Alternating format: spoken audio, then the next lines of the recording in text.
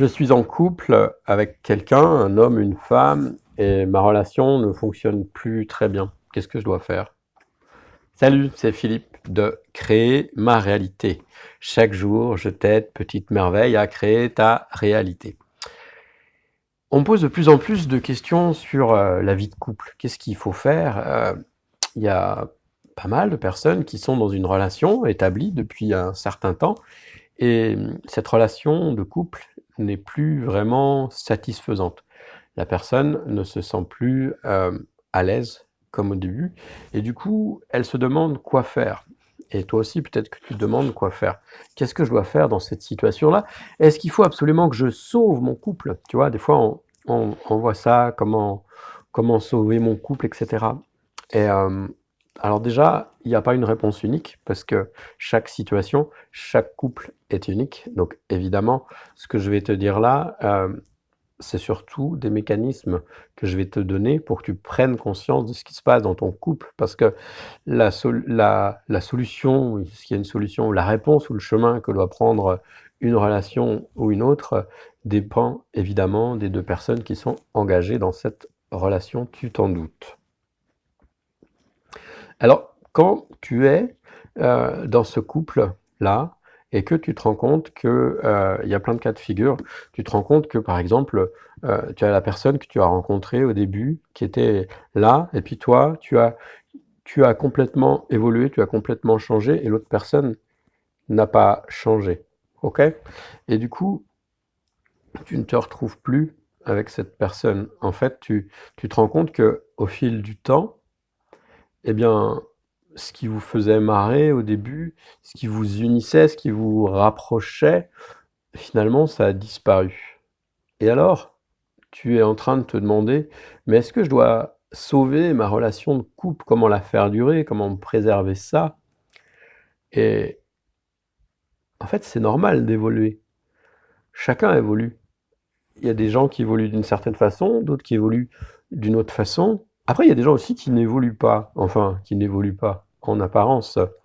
Euh, Donc, évidemment que si deux individus qui se sont rencontrés 5 ans en arrière, ou 10 ans, ou 20 ans, s'ils ont cheminé ensemble, bah, c'est facile. Vous avez conservé des intérêts communs. Et j'imagine que là, il n'y a pas forcément de problème, ou alors ça peut être autre chose. Mais si vous avez cheminé pendant un moment et que vos chemins ont commencé à diverger, voilà, la question à se poser, c'est, mais est-ce que je m'y retrouve encore dans cette relation? D'ailleurs, un indice, quand tu commences à te poser ce genre de questions, est-ce que je dois sauver mon couple? Est-ce que je peux faire durer mon couple? Ou est-ce que je peux encore m'entendre avec mon ou ma partenaire?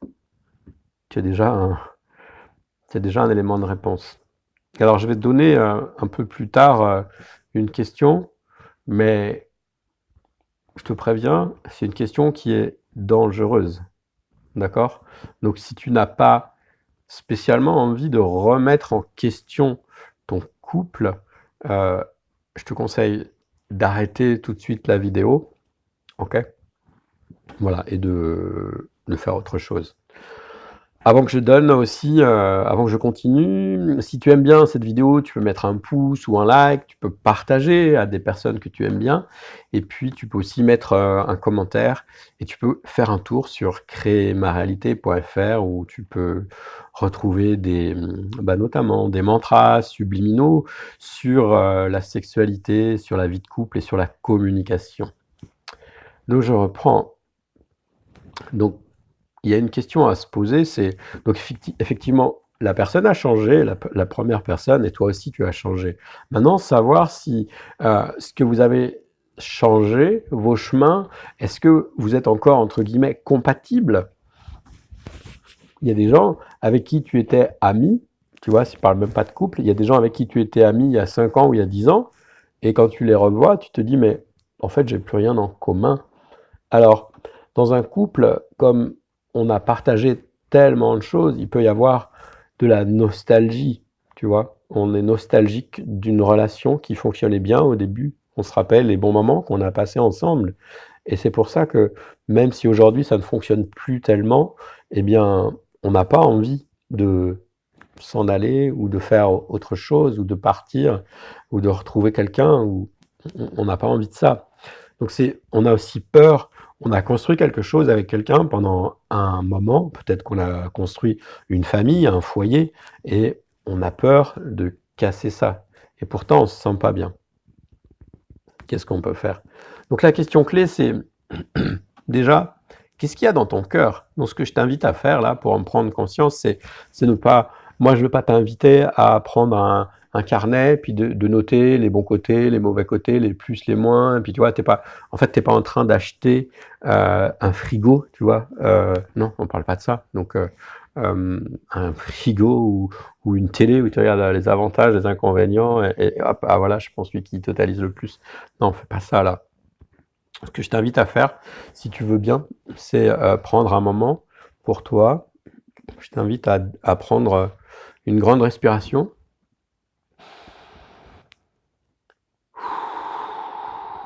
Tu inspires depuis la pointe des pieds jusqu'au sommet de ta tête. Tu gardes l'air 2 secondes et tu expires. Et tu peux fermer les yeux encore une fois.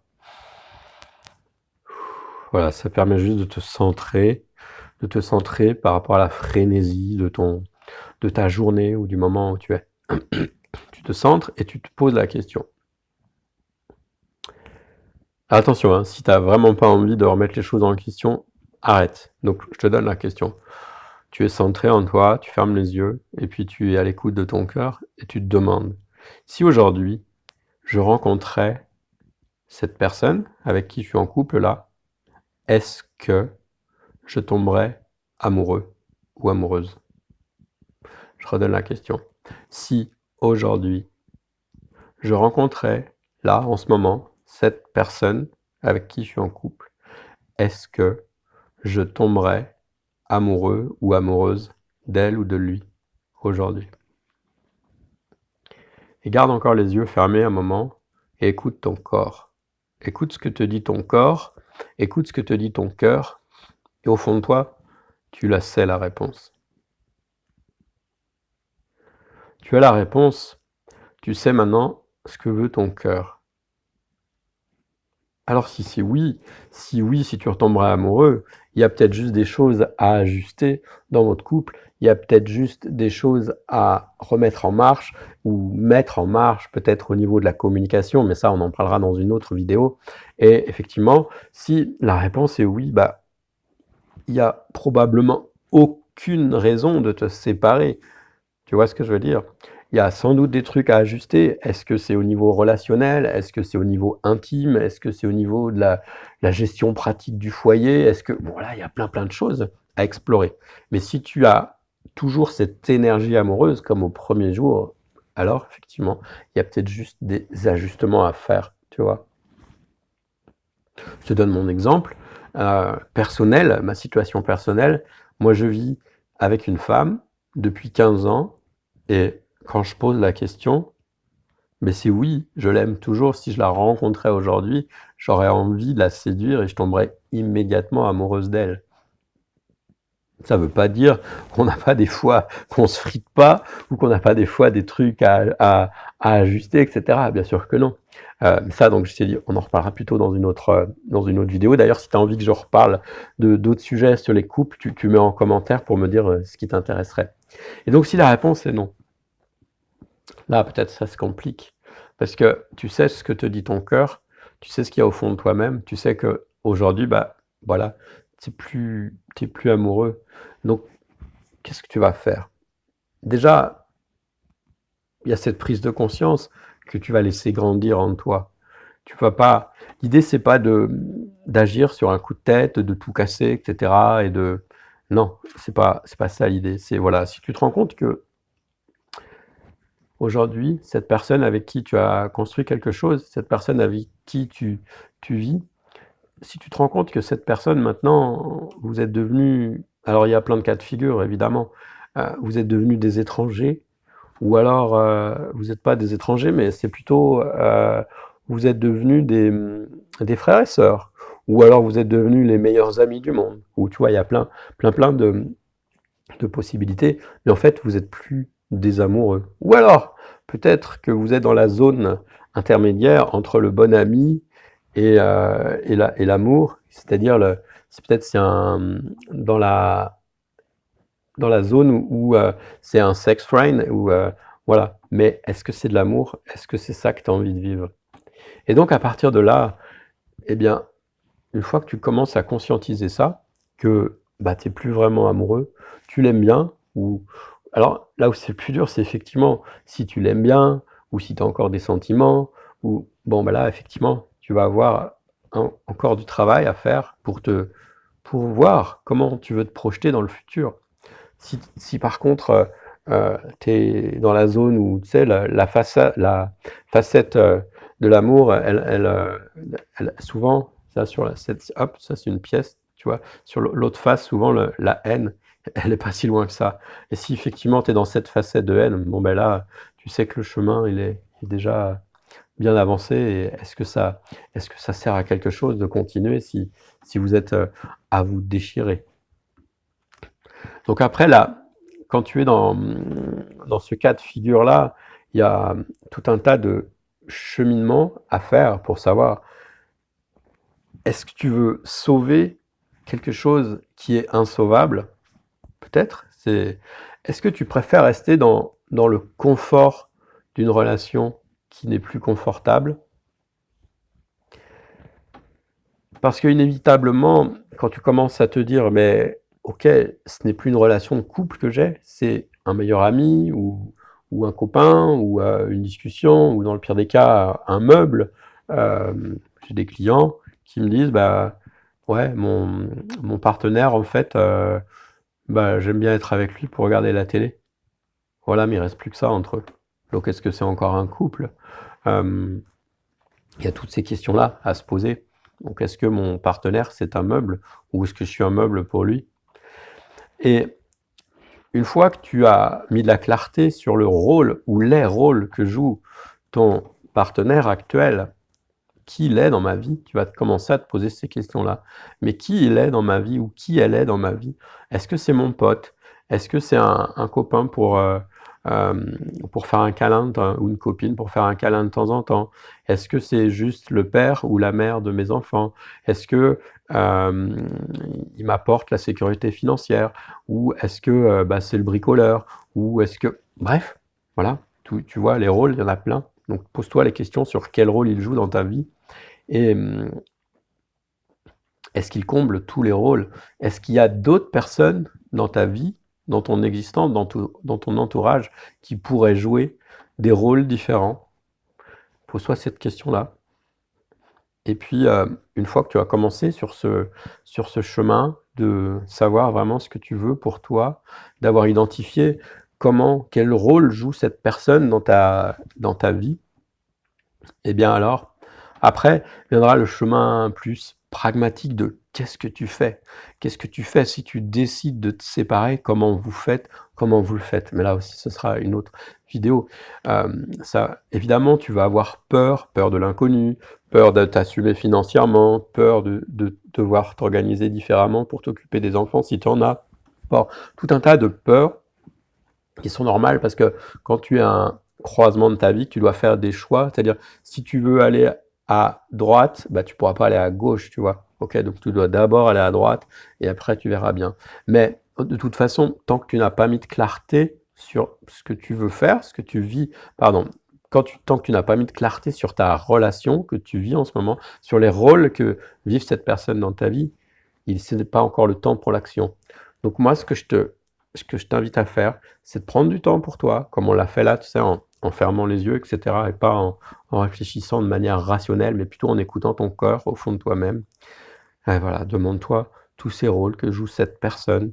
Et une fois que tu auras mis de la clarté sur ça, tu auras une deuxième étape à, à mettre en œuvre. C'est-à-dire, voilà, quel choix je fais? Mais tant que tu n'as pas fait cette première étape, ça ne sert à rien de te projeter dans d'autres choses.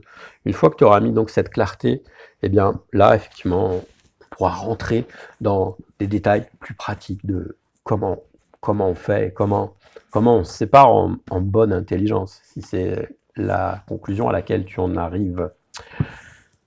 Voilà, et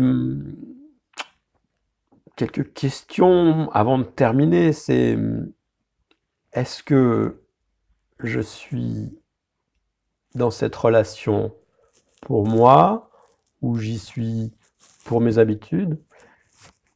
Est-ce que je suis dans cette relation par peur du «qu'en dira-t-on», par peur de ce que vont dire mes parents, mes voisins, mes amis, et je maintiens cette relation dysfonctionnelle par peur de ce qu'ils diraient?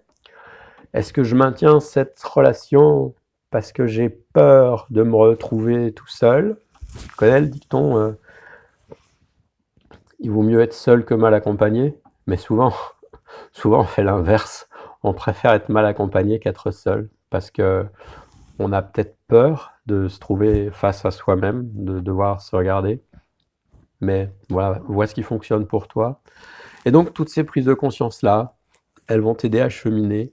Est-ce que je suis en couple parce que j'ai des enfants et que je veux pas leur faire de mal? Est-ce que je suis en couple par habitude? Voilà, il y a toutes ces questions. Et une fois que tu auras conscientisé ça, eh ben, on pourra parler de la suite, de comment faire. Tu peux cheminer seul, bien sûr, et puis si as envie ou si tu penses que au stade où tu en es dans ta vie, parce que souvent quand on se questionne sur son couple, on se questionne sur des choses plus profondes, sur le sens qu'on donne à sa vie, eh bien si tu te poses ces questions-là, peut-être que tu as envie que quelqu'un t'accompagne, et moi je propose aussi des coachings. Donc voilà, si tu as l'info, et tu peux trouver ça sur mon site de Créer ma réalité si tu as envie d'aller plus loin. Voilà, évidemment qu'on peut aussi cheminer seul, chacun son chemin. Petite merveille! Voilà, écoute, qu'est-ce que je te souhaite? Je te souhaite de te choisir à chaque instant, de te respecter, de t'honorer parce que tu es importante, que tu comptes, et n'oublie jamais que je t'aime. Ciao. Merci pour ton attention.